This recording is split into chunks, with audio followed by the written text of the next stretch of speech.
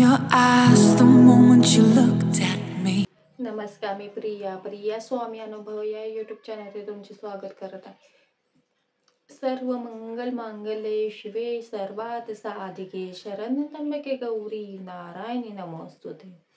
नमस्तुते। कसे आहात सगळे? मस्त ना? मस्तच असायला हवं। तर चला आज मी तुम्हाला एक नवीन उपाय सांगणार आहे। नवीन उपाय सांगणारे जो केला ना की आपल्याला 100% फरकच पडणार आहे।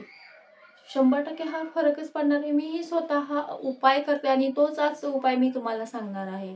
असं म्हणतात की जिथे जिथे लक्ष्मी वसे जिथे जिथे हात फिरे तिथे तिथे लक्ष्मी वसे। तर लक्ष्मी ही पैशाच्या स्वरूपात, धनधान्याच्या स्वरूपात आपल्याकडे असते। तर आपल्याला खूप दारिद्र्य आहे। आपल्या घरात एक वेळचं जेवणही मिळत नाहीये जेवायला। कुठलं काम हातात घेतलं की आपल्याला ते काम पूर्ण होत नाही। आपल्या अडथळे येतात कामामध्ये।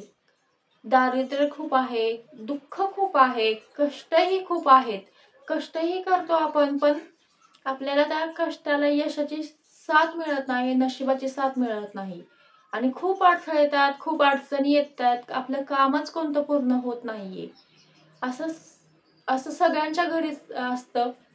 आणि आपण एखादं काम घेतलंय, आपल्या आवडीचं एखादं काम घेतलंय तरीही ते पूर्ण होत नाही। आपल्याला खूप आळस येतो, खूप असं कंटाळा येतो, मनात खूप अशी भीती वाटते, मनात खूप असं निगेटिव्ह विचार येतात। काय करावं, काय नको करावं असं वाटतं आपल्याला। कुठलाच मार्ग सापडत नाही आपल्याला। ना नातेवाईक मदत करतात आपल्याला, ना आपलं शरीर आपल्याला मदत करतं, नाही आपल्याला नशीब आपलं मदत करतं। जेव्हा हे मार्ग बंद होतात, हे सगळे उपाय बंद होतात, त्याच्यावरती एक जालीम मी तुम्हाला आज उपाय सांगणार आहे। जो हा केल्याने नक्कीच 101% तुम्हाला फरक दिसणार आहे आणि नक्कीच सगळं तुमचं दुःख, दारिद्र्य सगळं काही संपेल। तुमच्या कष्टाला यश येईल, तुमच्या नशीब हे प्रगतीवरती असेल, तुमचं भाग्य हे प्रगतीवरती असेल, तुम्ही यशाच्या पावलावरती असाल, यशाच्या रस्त्याने असाल तुम्ही। तर हा कोणता उपाय आहे हा मी तुम्हाला आज सांगणार आहे। जो मी खूप वर्ष करते आहे आणि मलाही अनुभव आहे। माझीही प्रगती होत आहे आणि मलाही मार्ग सापडतो ह्या अडचणीतनं, ह्या समस्यामधून मलाही मार्ग सापडतो आणि तेही साक्षात मला विष्णू भगवान आणि लक्ष्मी माता मलाही साक्षात मार्ग देते। तर सगळ्यांना माहिती आहे विष्णू हे चालनहर्ता आहेत, हे जगाचे चालनहर्ता आहे। असं म्हणतात की चातुर्मासात विष्णू हे झोपलेले असतात, तेव्हा सगळा हा जगाचा कारभार हे शंकर चालवतात आणि विष्णू हे झोपतात। आणि कार्तिकी एकादशीच्या दिवशी विष्णू हे झोपेतनं उठतात आणि ते कारभार चालवतात, ते जग चालवतात विष्णू। तर मी त्यांचाच उपाय सांगणार आहे, त्यांचीच सेवा सांगणार आहे। असं म्हणतात की जिथे विष्णू असे तिथे लक्ष्मी असे, जिथे विष्णूची सेवा होते, जिथे विष्णूंचं नामस्मरण होतं, विष्णू भगवानांचं स्मरण केलं जातं, तिथे लक्ष्मी आपोआप येते। आपल्या घरात सुख, शांती, समाधान आणि संपत्ती ही येते।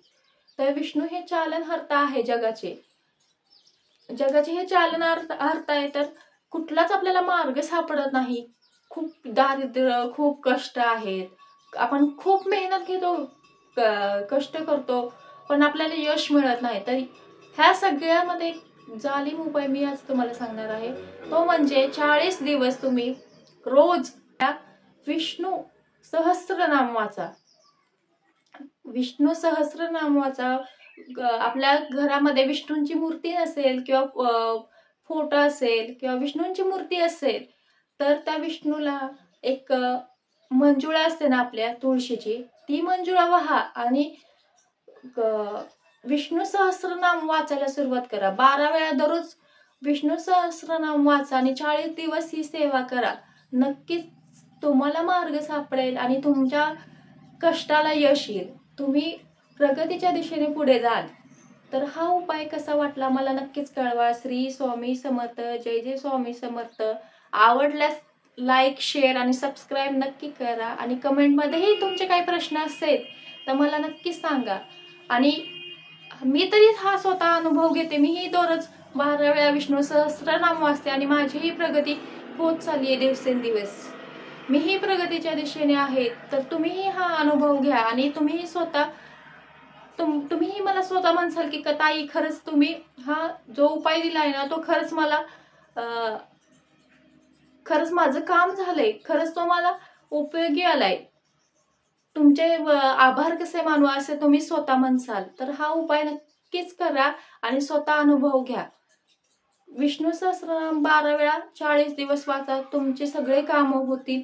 सगळे जे वर्षानुवर्ष रखडलेले काम आहे तेही पूर्ण होतील. हा उपाय करून तर बघा. अनुभव नक्कीच येईल तुम्हाला आणि तुम्ही स्वतःच मला कमेंटमध्ये तुमचा अनुभव सांगसाल. तर हा व्हिडिओ कसा वाटला मला नक्कीच कळवा. श्री स्वामी समर्थ. जय जय स्वामी समर्थ. ओम नमो भगवते वासुदेवाय.